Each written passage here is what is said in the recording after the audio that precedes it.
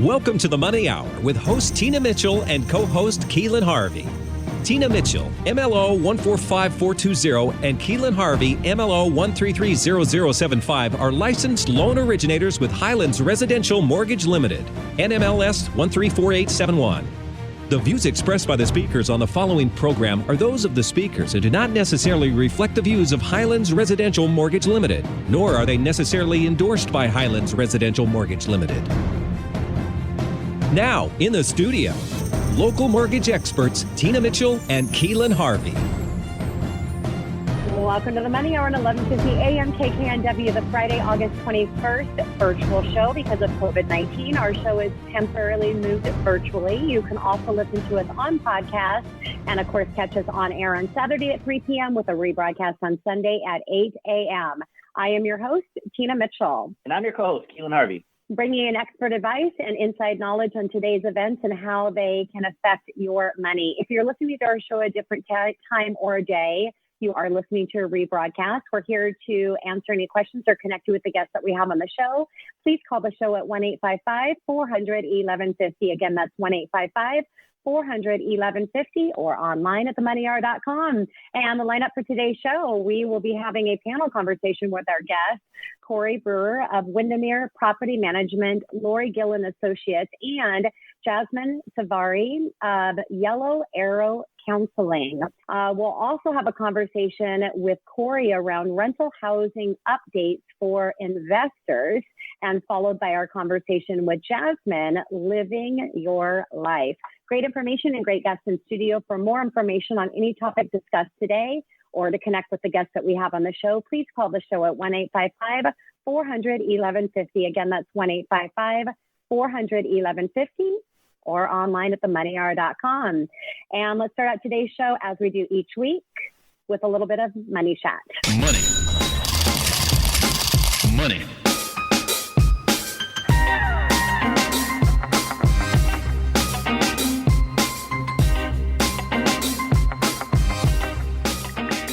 All right, Keelan, after leaving me solo here last week, vacation with your family on the road, I'm glad everybody can actually see you, and you got a little bit of sun up there. What did you share with us today for Money Chat? I did. Montana, it's hot, and it's close to the sky, but it was beautiful. Got a little sun. I was going to talk about, we talked a lot about COVID and how that's affected tech. And so I was a little curious about big tech in general and what that meant for those types of industries. And then this week, a thing came out, not a thing, but the S&P 500 stock index recorded a high on Tuesday with all the top tech companies. And the stocks of Apple, Amazon, Alphabet, Microsoft, and Facebook, the 5 largest publicly traded companies in America, rose 37% in the first 7 months this year, while all the other stocks in the S&P 500 fell a combined 6%, according to Credit Suisse. So something interesting about that, obviously, if you're from Seattle, you know actually pretty much all those companies are based out of Seattle. I didn't know what Alphabet was. Alphabet apparently is basically it's Google that took all their little companies, and they're not little, they're gigantic companies, and combined them all together to one umbrella, and it's Alphabet. So it's crazy to think that those 5 companies now constitute 20% of the stock market's total worth. So that's a level that's not been seen from a single industry in 70 years. They're comparing it to the railroad, like way back in the day, and how they dominated so much that they actually had to come out with like laws and things about monopolizing situations. And there's actually, in Europe especially, they're looking into these companies and how much of the industry they constitute and how that can play an issue on, there's literally no competition whatsoever. So Apple's stock market value is the highest of the bunch. It reached $2 trillion with a T, $trillion on Wednesday, double what it was 21 weeks ago. So COVID is clearly playing a huge part on all these tech companies, and really, I mean, they're just blowing up on the stock market. When the Facebook, in March, when the stay-at-home orders happened, Facebook was up 15% and YouTube 10%, and then its stock is up over 50% from its pre-pandemic high. So these companies are just blowing up. Zoom, which we're on right now, the video conference company, has ballooned as well. Its stock has gone up over 150% since COVID. And in the last 12 months through the end of June, they earned nearly $500 million a day in net income combined from these companies. $500 million a day. So much money. But I didn't want to leave kind of some of the small businesses out because obviously they're dominating. But, some of these small businesses are thriving too, which is really cool to hear because a lot of these small businesses, we have a lot of small businesses on the show. And it's great to hear that some of these services are doing well. Others, unfortunately, are not. But some of the businesses that are doing well are like cleaning services because I don't know if everybody's at home and just making their house really dirty and is tired of cleaning it up. Delivery services, especially food. I know I've used a lot of that. Grubhub and all that when you don't want to cook yourself dinner, or there's grocery delivery services. Even the small grocery stores are seeing a huge uptick to fill the needs of everybody staying at home. A lot more people are obviously cooking and eating at home. But the meal prep delivery services are up 40%. Game makers and sellers like board games. So families are taking advantage of time with kids. I know I've been playing a lot of board games with London. Landscaping and yard care companies, coffee subscription companies, mask makers, that was kind of a given. Telehealth services is up 50%. I think people just don't want to go to the doctors anymore because of all the scares of COVID. So now they're just going on their telehealth sessions, which probably just go into the doctors before. Tutoring business, used car sales are up. Behavioral health services are up significantly for good reason. I would imagine sitting around the house can cause a lot of issues mentally. Furniture sellers and home health companies. So some small businesses are taking advantage of this whole COVID thing, but the big tech companies are dominating everything. And that new information just came out on Tuesday as an all-time high in the S&P 500. So that will affect businesses and our local economy as well in the housing market. So I wanted to bring that in. Wow, great, Keelan. That information was great. And it was fun to hear all of that data. Really great money chat. And yeah, it's crazy. We've talked about this before, but businesses are either thriving or really just barely trying to survive and make it through this. So interesting dynamics. Well, thanks for that money chat, Keelan. First, I'm going to start out with the Mortgage Bankers Association released their mortgage application data showing that overall application volume fell by 3.3% from the previous week. Purchases were up 1%, and year-over-year basis are 27% higher. Interest rates increased from 3.06 to 3.13, which is 77 basis points. However, are 0.75 or 0.75% lower than this time last year. In economic news, housing starts in July rose 22.6%, which was much stronger than estimates. Year-over-year starts are now up 23.4% from being down 4%. The gain was mostly in multifamily starts. However, the single-family starts were up solid 8.2%. Now, analyzed single-family starts are around 1 million. Permits were up 18.8% month over month and 9.4% year over year. Single family permits made up almost all of the gain, rising 17%. Now, even with the increase in starts and permits, supply remains extremely tight.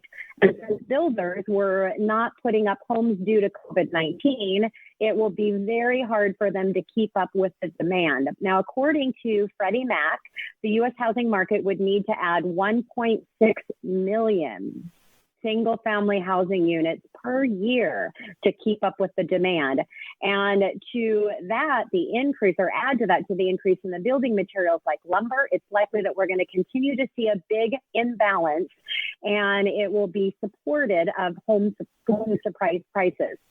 Now, the NHAB Housing Market Index was released showing builder confidence for August. The overall index rose from 72 to 78, which matches the record high from 1998. The NHAB said single-family construction is benefiting from low interest rates and noticeable suburban shift in housing demands to suburban and rural markets, Keelan, as renters and buyers seek out more affordable, lower density markets. Now, one thing to keep your eye on is the lumber prices, which have more than doubled since mid-April. These costs prices could lead to higher home prices in the fall and dampen some of the momentum.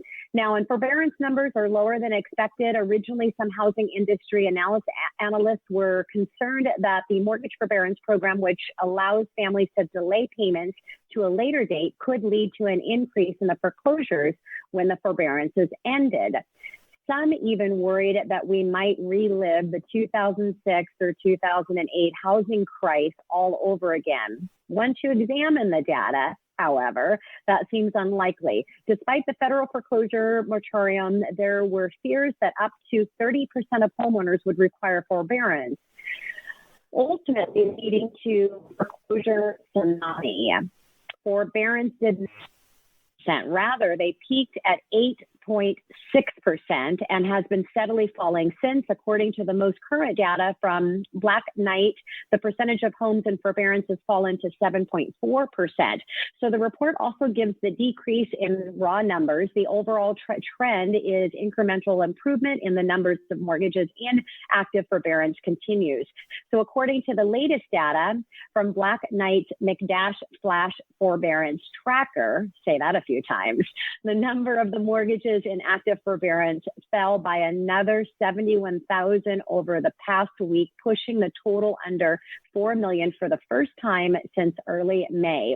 Now, the report also explains that across the board, overall forbearance activity fell 10%, fewer than new forbearances requested, and nearly 40% for fewer renewals. So what about the potential foreclosures once forbearance ends? There are two main reasons why this crisis is unlikely to produce a wave of foreclosures similar to the 2008 recession. First, the housing market is in a much stronger position compared to a decade ago. Accompanied by the rigorous lending standards, the household debt to income ratio is at a 4-decade low, and the household equity near a 3-decade high. So indeed, thus far, MBA data indicates that the majority of the homeowners who took advantage of forbearance programs are either staying current on their mortgage or paying off the loan through a home sale or, of course, possible refinance. Second, that this service sector driven unequally impacting the renters, there is one potential challenge that today that option may still be available to homeowners will prevent from a large spike in the foreclosures. So that's good, not just for those families impacted, but also overall housing impacted. A recent study from Fannie Mae, however, reveals that many Americans are not aware of the options that they have. It's imperative for potential impacted families to better understand the mortgage relief programs available to them for the personal housing situation as well as the overall real estate market. So bottom line, if Americans fully understand their options and make good choices regarding these options, the current economic slowdowns not needed to lead to a mass foreclosure. And that's your Money Chat. Coming up next on the Money Hour, panel conversation with Corey Brewer of Windermere Property Management, Lori Gill Associates, and Jasmine Savari of Yellow Arrow Consulting, right here at 1150 AM KKNW.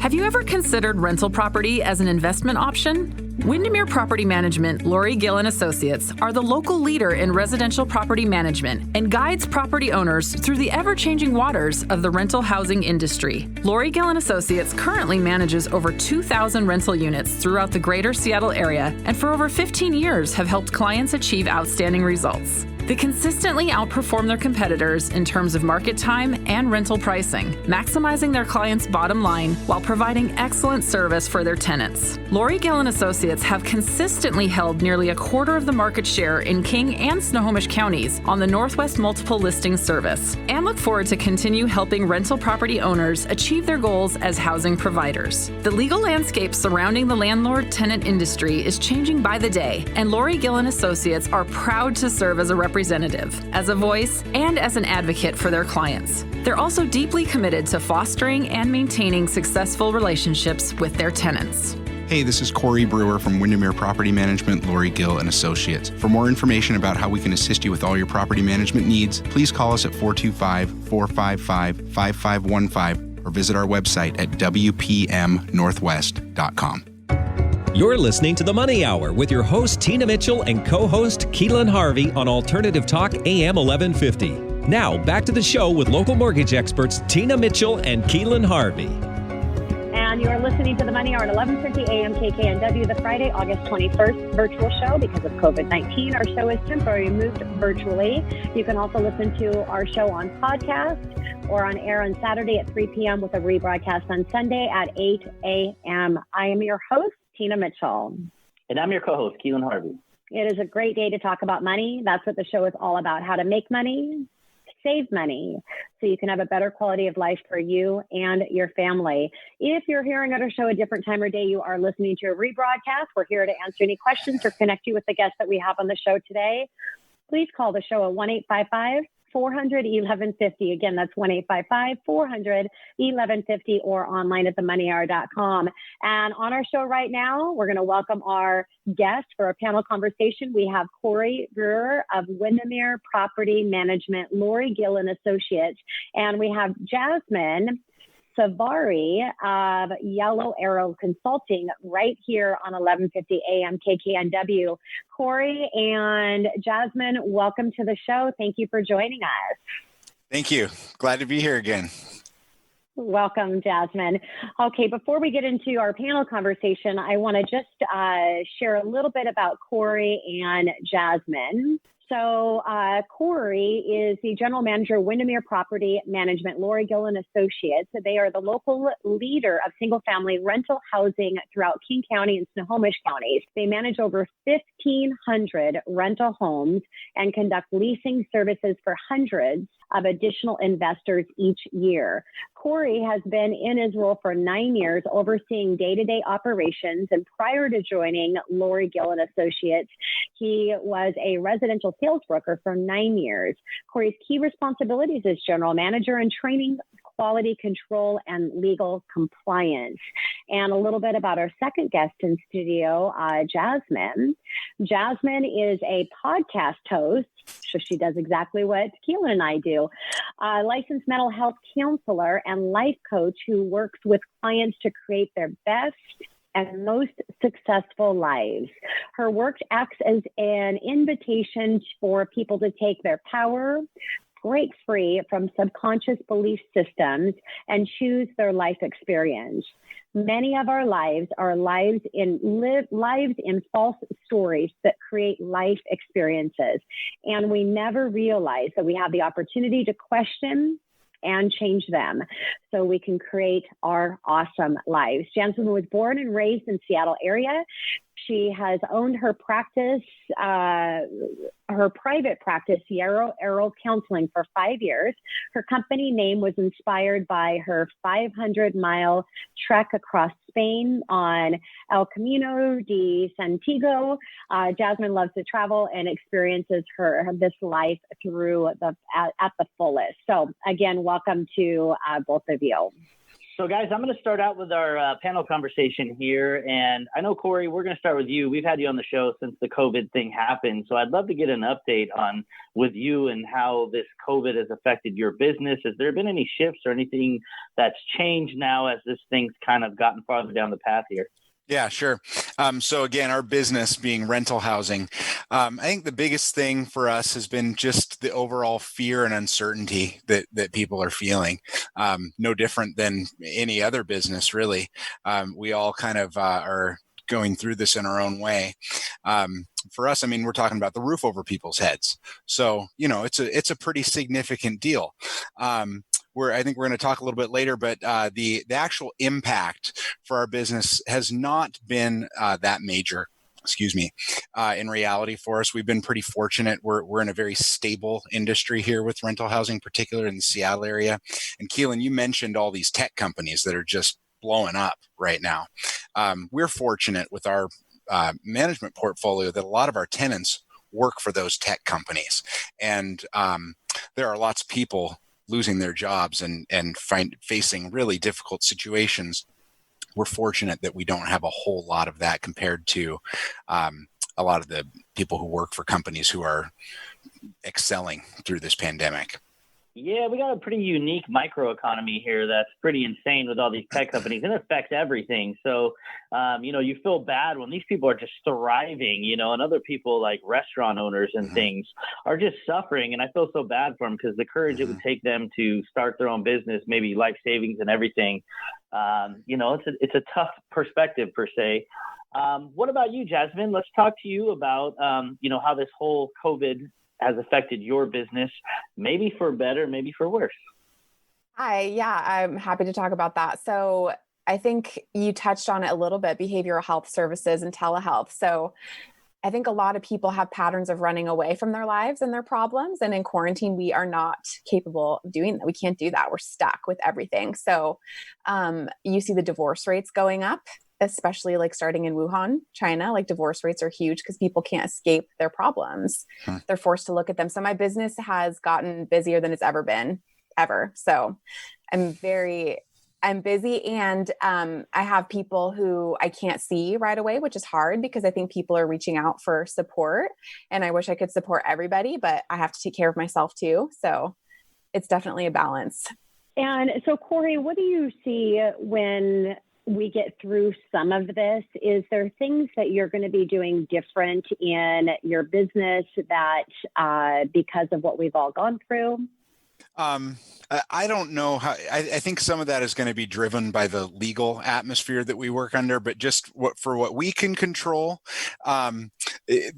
different. Well, I know a lot of our people are really itching to get back into the office, and so what's different for them now, they don't like it and they want to get back to normal. But there are just as many people who are really enjoying this opportunity to work from home, and so if anything different, maybe we have more of our staff or our agents choosing to work from home more often. So that could be a long-term result. While we still count on people, we're in a people business.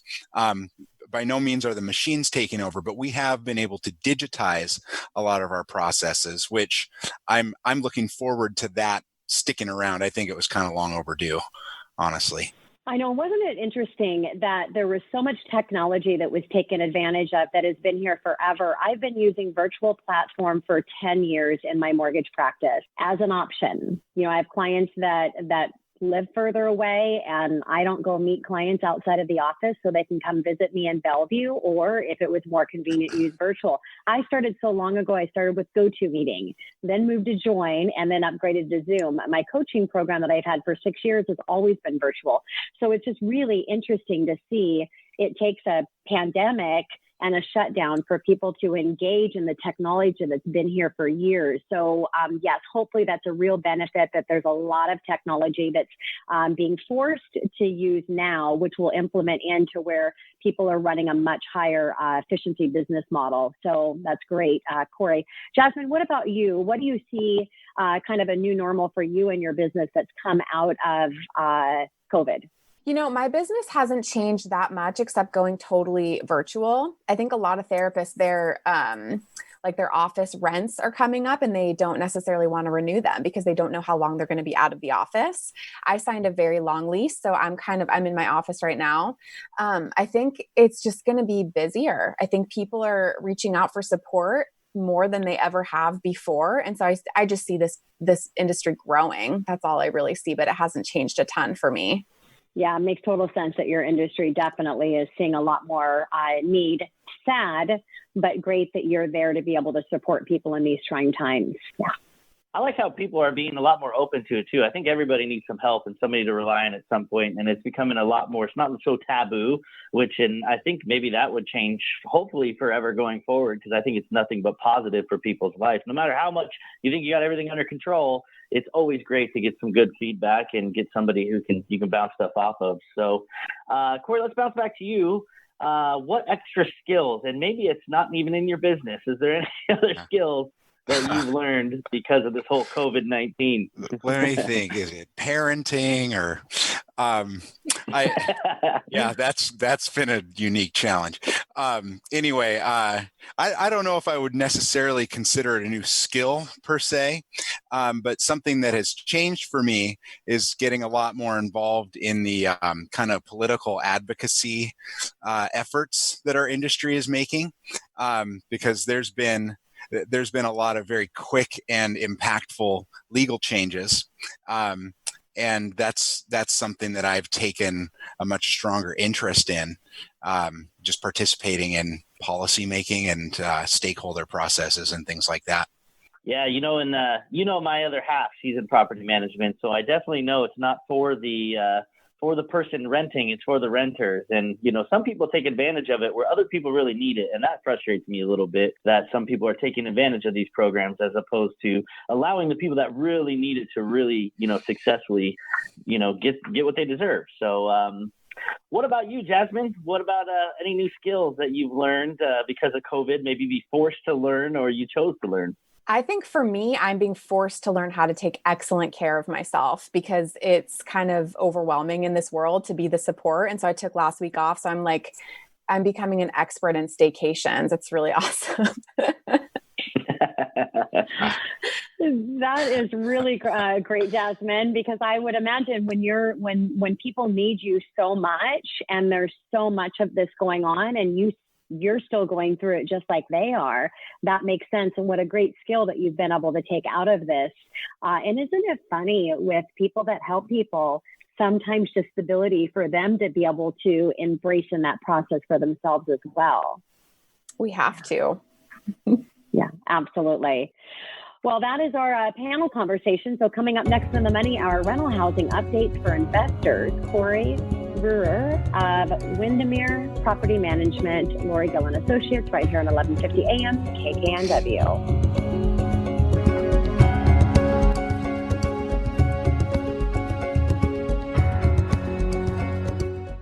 Have you ever considered rental property as an investment option? Windermere Property Management, Lori Gillen Associates are the local leader in residential property management and guides property owners through the ever-changing waters of the rental housing industry. Lori Gillen Associates currently manages over 2,000 rental units throughout the greater Seattle area and for over 15 years have helped clients achieve outstanding results. They consistently outperform their competitors in terms of market time and rental pricing, maximizing their clients' bottom line while providing excellent service for their tenants. Lori Gillen Associates have consistently held nearly a quarter of the market share in King and Snohomish counties on the Northwest Multiple Listing Service, and look forward to continue helping rental property owners achieve their goals as housing providers. The legal landscape surrounding the landlord-tenant industry is changing by the day, and Lori Gillen Associates are proud to serve as a representative, as a voice, and as an advocate for their clients. They're also deeply committed to fostering and maintaining successful relationships with their tenants. Hey, this is Corey Brewer from Windermere Property Management, Lori Gill and Associates. For more information about how we can assist you with all your property management needs, please call us at 425-455-5515 or visit our website at wpmnorthwest.com. You're listening to The Money Hour with your host, Tina Mitchell, and co-host, Keelan Harvey on Alternative Talk AM 1150. Now, back to the show with local mortgage experts, Tina Mitchell and Keelan Harvey. You are listening to The Money Hour on 1150 AM KKNW, the Friday, August 21st virtual show. Because of COVID-19, our show is temporarily moved virtually. You can also catch us on podcast and on air at 3 p.m. on Saturday with a rebroadcast on Sunday at 8 a.m. I am your host, Tina Mitchell. And I'm your co-host, Keelan Harvey. We're here to help you build a strong financial blueprint 1 week and one show at a time. If you're hearing our show at a different time or day, you are listening to a rebroadcast. We're here to answer any questions or connect you with the guests that we have on the show. Please call the show at 1-855-400-1150. Again, that's 1-855-400-1150 or online at themoneyhour.com. And in studio, we're going to talk with Corey of Windermere Property Management, Lori Gillen Associates, all about rental housing updates for investors right here in 1150 AM KKNW. Very excited to have you, Corey, in a conversation with you. And I know it's hard, for some reason, it's hard for me to get your last name out. So I know that I'm having a challenge pronouncing that correctly. It just doesn't want to come out in my, I don't know why. But anyways, I wanted to disclose that there. So Corey, again, thank you for being here. Thanks for coming back into studio and sharing everything on property management for our investors and for renters. Yeah, no problem. A lot of R's in that last name. I was in speech therapy. I was in speech therapy all through elementary school, and the letters I couldn't pronounce were my F, T's, R's, and S's. So, there you go. Well, it's okay. Well, I have trouble getting it out myself sometimes. Well, Corey, I want to elaborate on kind of what I was talking about, people taking advantage of, and me having intimate knowledge, unfortunately, of property management. Like, there's been people that have not paid rent since like March, and they're still working because they don't have to, and you can't evict them, and there's nothing you can do. But for every decision or for every decision, there's something else that comes about because of it. There's a reaction to every decision, may that be in business or everything else. And so I'm curious to get your feedback. It's been a struggle to try to collect rents, and there's bills to pay, right? If you own a home, or if you own a huge 250 unit apartment community, as a landlord, they have to keep the lights on, and that's been tough from what I've known. So how has it been for you guys in collecting rents, and do you have a lot of tenants struggling to pay? Yeah, I'm going to kind of talk about this in reverse order. So you mentioned the 250 unit apartment complex. That is the type of property that really is struggling right now from a landlord perspective. Mm-hmm. I mentioned earlier in the show, the majority of what we do are single family homes, and a lot of our tenant base, our clientele on that end, do work for these tech companies and certain things like that. And they are not really seeing the devastating financial impact that people in service industries or some of the other ones like airlines, for example. We've been pretty fortunate on that end. From a percentage standpoint, we've collected about 98% of rents throughout this whole thing. So we've been doing really well, and our clients have been doing really well. Yes, there are people who are struggling within our management portfolio to pay their rents. This is going to affect everyone in the entire world. And for the situations we've come across with that, we've actually been able to hook several dozen of them up with rental assistance programs. And so they don't fall behind, because while there are some temporary protections in place, the long game on this is that debt is going to still exist. And so it's a win-win if somebody or someone or some entity can come in and help them get their rent paid now. That's obviously great for the landlord because they're able to keep up their expenses. But that's also really great for the tenant who, basically it's about staying out of a long-term debt situation. And so we've been able to facilitate that for lots of folks, and we feel really good about that. Yeah, and that's great. Go ahead, Keelan. Oh, I'm sorry. The only reason I was going to say that is because there's a lot of amazing people that work really hard and to make things, and they need these programs, right? So I think with everything going on right now, everybody's got to do their part. For our listeners out there, anything extra that you can give to relieve on the pressure of this economy for everybody is good, because there's people that desperately need that help.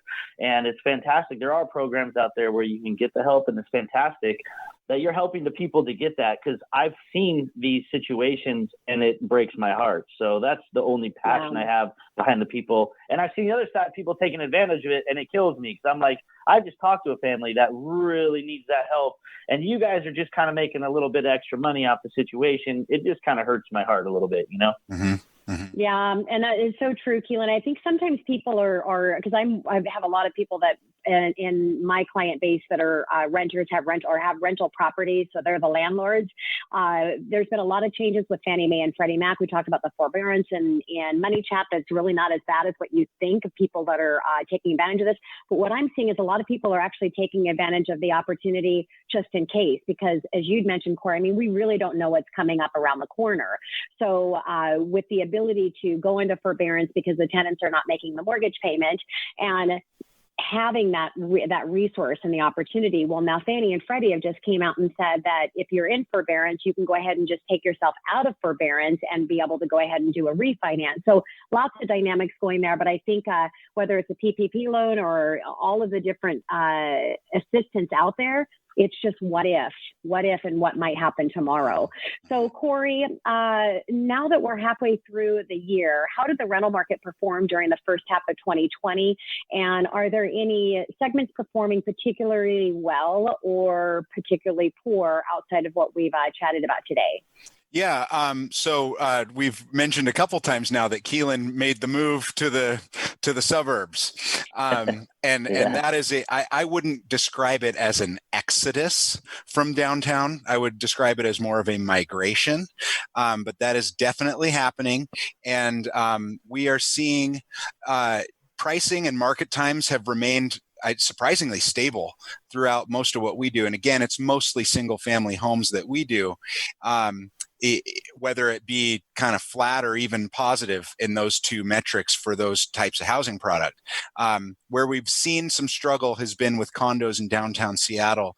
And actually, pricing has actually held up fairly well with those types of units. Where we've seen the impact is market time. The demand just isn't there. And so it's been taking us longer to find people who do want to lease those types of units, whether it's because of limited square footage or health concerns. Working from home is certainly a factor.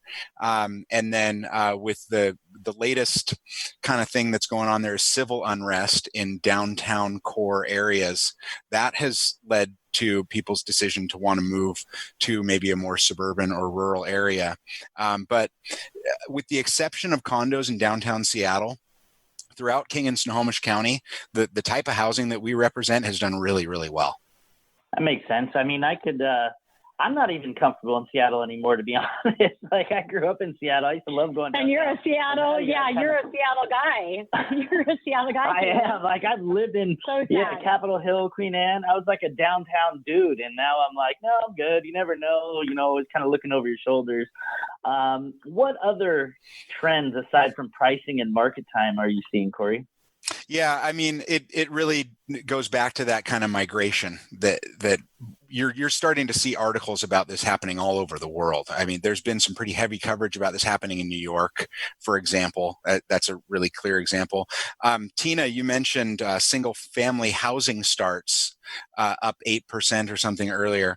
One of the newer trends, I suppose you could say, would be the construction of single family housing to go directly into the rental pool. Most single family housing is owned by clients that we like, such as the ones that we represent, where they've invested in a second home and they operate it as a rental. Now we've got builders and developers who aren't building the 250 unit apartment complex. They're getting acreage and building 250 houses. And that's not really something that's going to be achievable here in the Seattle area with our geographical constraints. But when you go to places like Phoenix or Dallas or something where there's sprawl and it's flat and you just keep going and going, that's another trend in rental housing.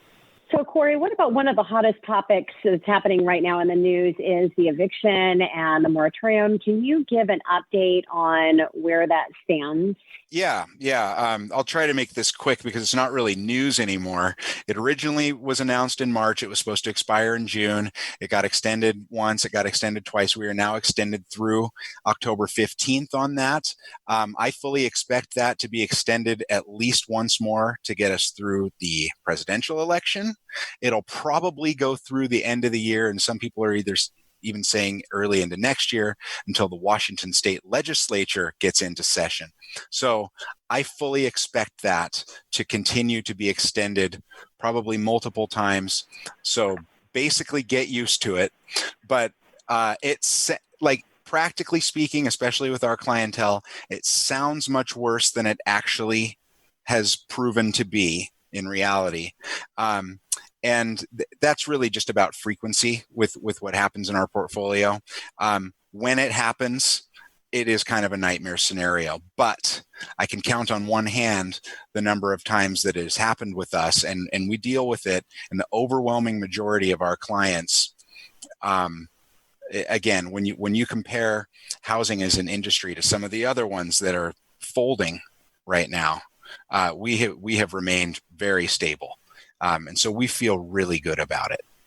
That's great news, Corey. That's awesome. I know you guys do a great job, though, and you stay ahead of the curve. The point is to get ahead of the new things coming out and figuring out solutions before you're scrambling, and you guys are really good at doing that. We're already down to a minute. Unfortunately, we run out of time so quickly. So I wanted to end anything that you would like to add, long-term impact that you see as far as the greater Seattle area and the rental market. Shout out for yourself, wherever you'd like to leave our listeners. Sure. Yeah. You mentioned Apple topping 2 trillion, and you listed several other companies that are either locally based or certainly have heavy operations locally. And that being the case, I think the greater Seattle area has always proven to be a strong rental housing market to invest in, because a lot of these people who work for these companies, they come from all over the world, really. I mean, all over the world, they come to work for these companies. And a lot of times they will choose to rent a home at least for the first year or two as they get comfortable, and then ultimately decide where they're going to buy. So as long as these huge companies continue to operate locally and we continue to have, a climate that's attractive and natural geography that's attractive, it's just a place that people want to be. And I don't really see that changing. And then the last thing I think I would leave is that, with everything that's going on right now, if we can come out of this with a stronger sense of empathy between people, because there's almost this us versus them stigma when you look at a landlord-tenant relationship.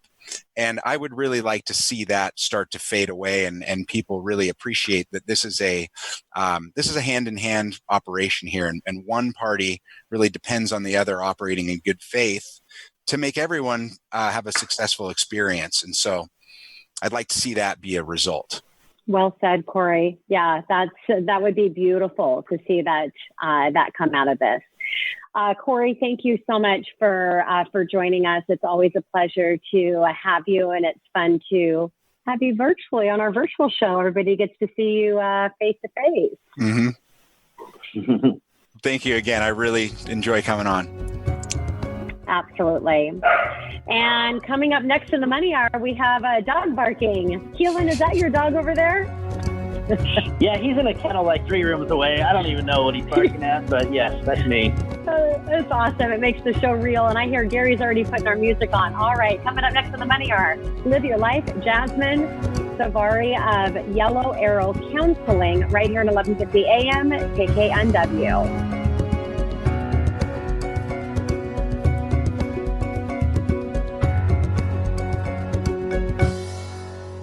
Have you ever considered rental property as an investment option? Windermere Property Management, Lori Gill and Associates are the local leader in residential property management and guides property owners through the ever-changing waters of the rental housing industry. Lori Gill and Associates currently manages over 2,000 rental units throughout the greater Seattle area, and for over 15 years have helped clients achieve outstanding results. They consistently outperform their competitors in terms of market time and rental pricing, maximizing their clients' bottom line while providing excellent service for their tenants. Lori Gill and Associates have consistently held nearly a quarter of the market share in King and Snohomish counties on the Northwest Multiple Listing Service, and look forward to continue helping rental property owners achieve their goals as housing providers. The legal landscape surrounding the landlord-tenant industry is changing by the day, and Lori Gill and Associates are proud to serve as a representative, as a voice, and as an advocate for their clients. They're also deeply committed to fostering and maintaining successful relationships with their tenants. Hey, this is Corey Brewer from Windermere Property Management, Lori Gill and Associates. For more information about how we can assist you with all your property management needs, please call us at 425-455-5515 or visit our website at wpmnorthwest.com.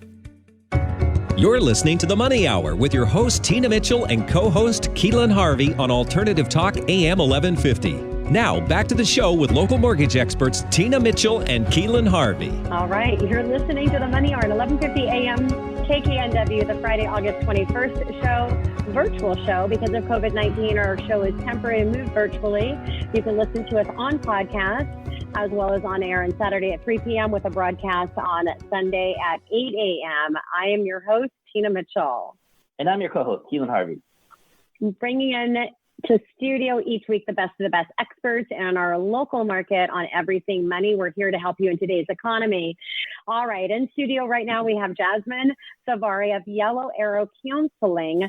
Live your life right here at 1150 AM KKNW. Jasmine, again, welcome to the show. We're very happy to have you. Thank you. I'm happy to be here.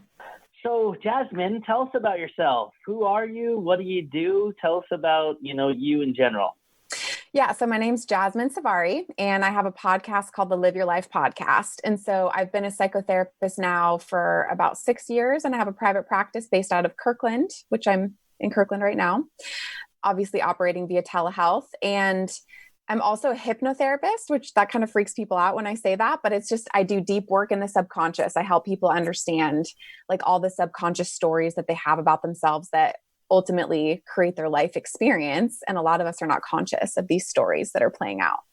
So that's kind of the short version of who I am professionally. The name of my business is named after a hike I did across Spain.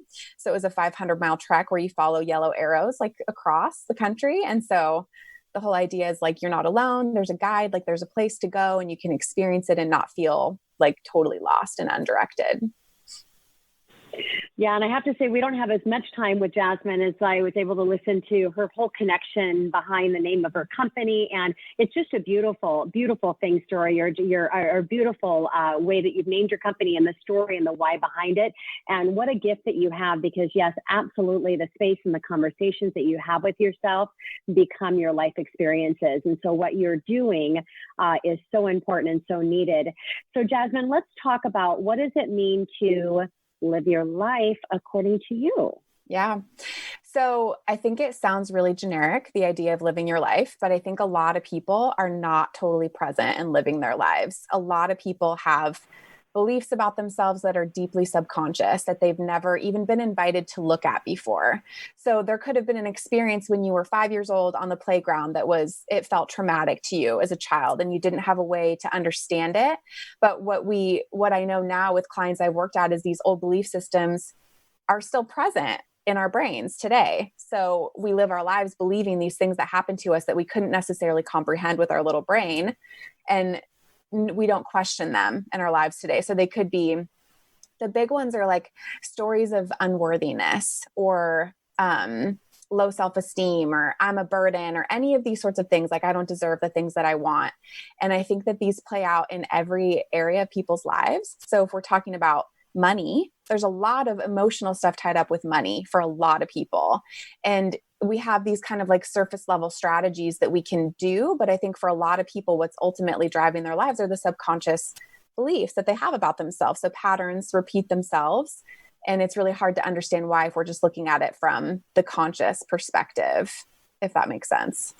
That makes total sense. And, I have a retreat that I did before COVID, which is now temporary on hold, my Live Your Dream Now retreat, which is for women, spend the entire day around personal growth. Now I've moved it to a monthly virtual inspirational cocktail hour, but my personal model is Live Your Dream Now. It's about embracing every second of your day, not trying to reach for an extraordinary life, but embracing every second of your day. And through that process, you'll live an extraordinary life. So what you're doing, Jasmine, is really helping people get out of the story that's not serving them well, and to really be able to appreciate now and those little small things that can help that positive trigger position instead of the negative one. Totally. And in my intro, you talked about my word of empowerment. And I think a lot of people, they give their power away and they don't even realize that they're doing it because they're stuck in these patterns. And so living your life now is like choosing, what am I going to believe about myself? And how is that going to create the life experience that I desire? Jasmine, how do you feel like, why do you think it matters to really be in control of your story? So I think that the biggest issue that I see in my work is the way that it plays out in relationships. I think people are really unsatisfied in their relationships, especially if they suffer from low self-esteem or stories that aren't serving them. And so what I see happening is people repeat the same relationships over and over and over again. And so if we talk about living your life, if you're just repeating the same thing over and over and not knowing that you have the ability to change it, I think that's tragic. I think that people waste a lot of time repeating things without realizing that they have the chance to change. And that could be even like starting a business or stepping into power, like the relationship that they have with themselves, of just repeating and not totally stepping into what's possible because they don't even see what's outside of their little box that they've created for themselves.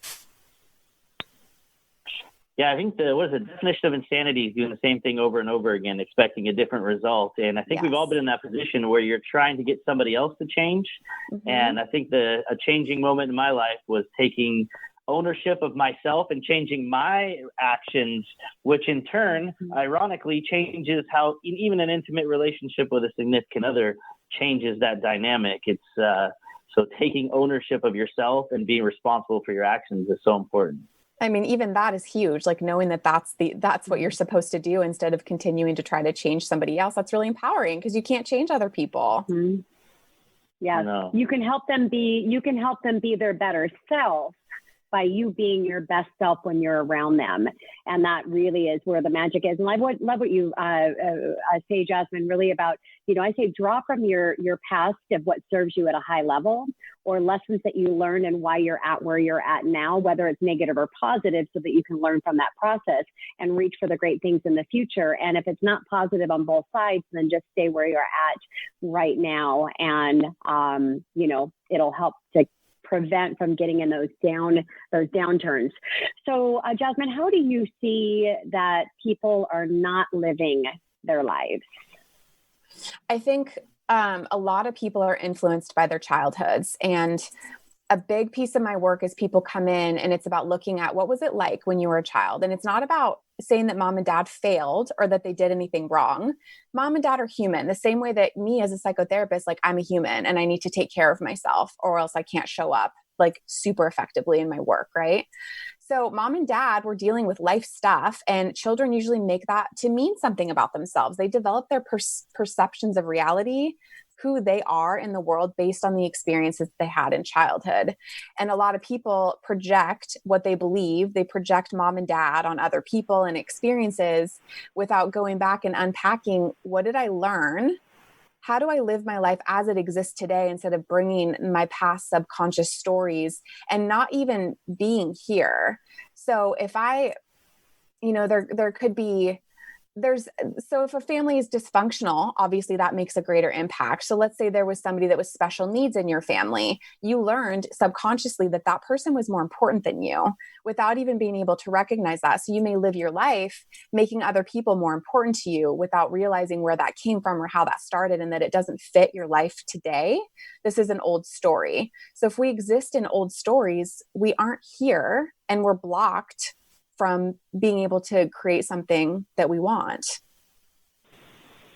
Yeah, I have a keynote, my story of tragedy to triumph. I talk about it in my book as well. And so if you've had tragedy in your past, if you can focus on the positive things that tragic place has been able to get you to a triumph place, then the past is really beautiful. If not, you can just as well focus on the tragedies that are going to bring you to a position of where you're continuing to live that tragic life. So true. And I don't love this word, but I think it's appropriate. If we have a victim mentality, then we're going to live our lives as a victim. And that's a story that we are going to unconsciously recreate over and over. And I don't think any of us would choose that consciously. My life, part of it was tragic because I was a victim. And it wasn't until I got out of that victimness, if that's a word, then I was able to triumph at a very high level. So, yeah. And my work as a hypnotherapist, which is strange, it sounds strange. We use feelings to get information, because if I try to make sense of something that happened when I was a child with my adult brain, I'm not going to get accurate information. But if I use feelings as a pathway to get information, it can give us very clear information that we wouldn't be able to access otherwise. And I could go off on a tangent on that, but I won't.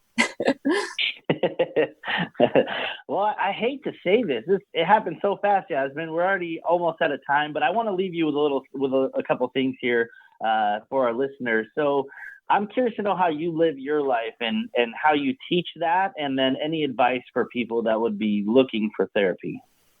Yeah. So the way that I live my life is I try to be super conscious. Anytime I get upset about something, I see that as an invitation to a place that I'm not free in my life.